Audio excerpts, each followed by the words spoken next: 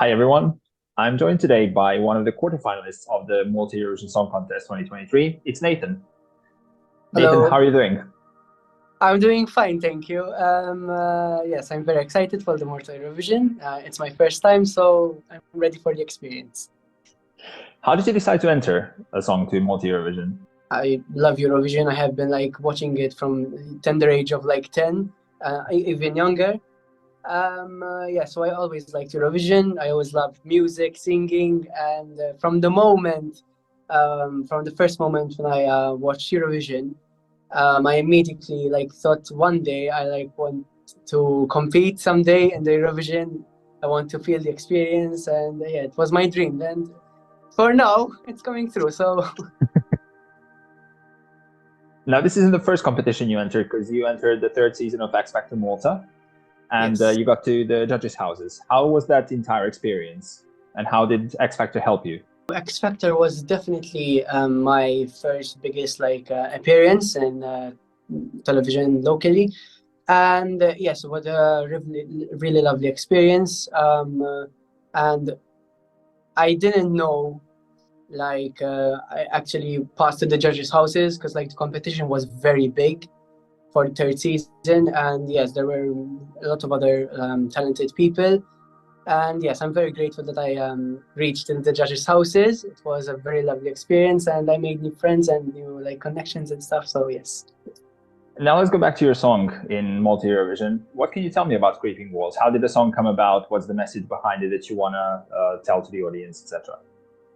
Yes, so basically my song Creeping was subject behind it personally is a very important subject. It's about anxiety, and I feel that every person of every age, whether you're 17 like me or whether you're 20, 30, every age, you can go through anxiety. Anxiety is not a thing that just you decide to have it.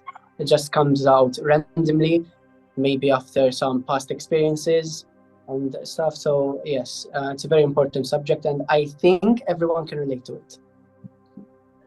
How did the song come about, and how did you get in contact with Dominic and with Jonas, the composers of your song? Dominic, I always used to work with him from young age. I used to make recordings with him and stuff.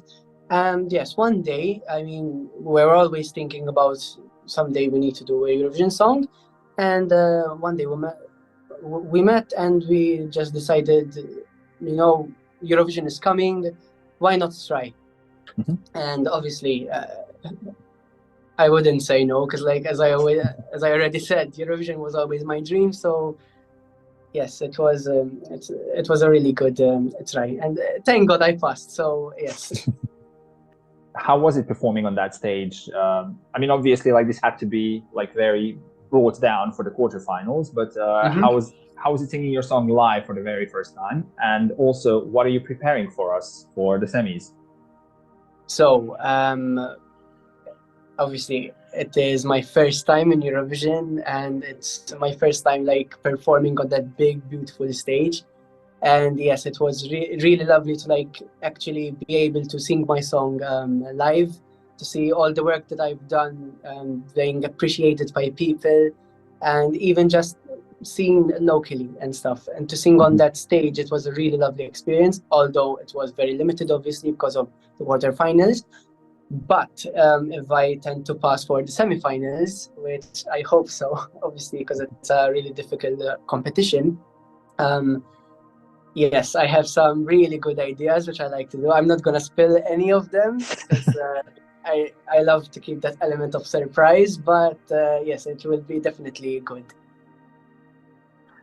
Now, seeing as you mentioned already that you watched Eurovision multiple times and that you are a fan, are there any Eurovision songs that stayed with you over the years that you still listen to that you particularly love? Hmm. I don't know. I mean, there's a lot of songs that I like. Particular artists that I maybe always liked their songs was Sergei Lazarev. Mhm. He represented Russia twice with two songs, 30 Only One and Scream, two songs that I used to cover. And Okay. yes, so they were really good songs. And as you mentioned, this is going to be a very tough competition with 40 acts competing to represent Malta in Liverpool. Why should you be the one to win this contest and go to represent Malta?